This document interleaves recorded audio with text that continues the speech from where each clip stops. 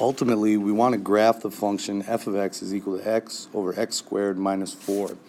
I'm going to have you identify three major components of the graph before doing any graphing. The first one is to find the zeros. Now that's going to come from when the numerator is equal to 0. So that's all I'm going to take is that numerator x, set it equals 0, and when is it 0? When x is 0. So that's where the 0 is, or the x-intercept. The x-intercept will be at 0. In order to identify the vertical asymptote, that one's going to come from the denominator. So I take the denominator, x squared minus 4, and set that equal to 0. Of course, we can factor that into x plus 2 and x minus 2 is equal to 0. And we see that our two x's that will make the denominator equal to 0 is when x is negative 2 and when x is positive 2.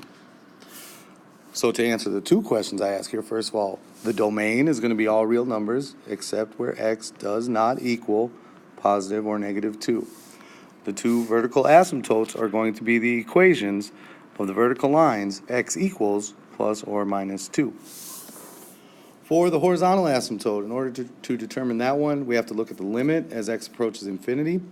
And because the degree of the numerator is smaller than the degree of the denominator, remember we just kind of simplify this type of fraction right here, x over x squared. And since there's more x's in the denominator, that fraction will get very small, meaning the limit will be 0. So the horizontal asymptote will be at y equals 0. Now, to put it all together into a graph, you basically have your number line, and we need to find out where the zeros, the asymptotes are. So the 0 is at 0. Identify with the little 0. Our two vertical asymptotes are at positive 2 and negative 2. So there's 2 and negative 2. We'll put dotted lines for those. And the horizontal asymptote is at y equals 0, which is our x-axis. Now we're going to use a sign chart to help us out.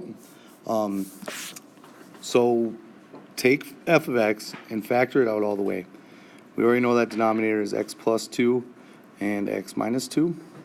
So we pick something extraordinarily small, like negative 1 billion, and negative 1 billion is negative, negative 1 billion minus plus 2 is negative, and negative 1 billion minus 2 is negative.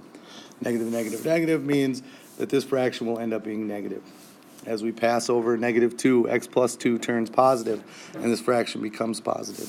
As we pass over 0, x becomes positive, and the whole fraction turns to negative again.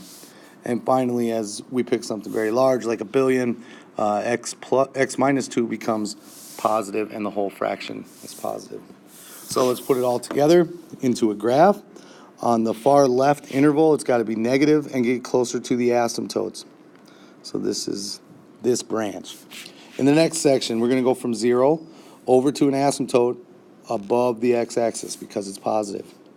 Then it's negative, so we go below the x-axis. Should make sure we go through that point, 0, 0.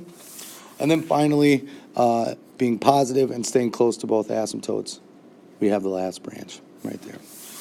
You can go back and draw in your y-axis if you want. And that's a good graph of the function f of x.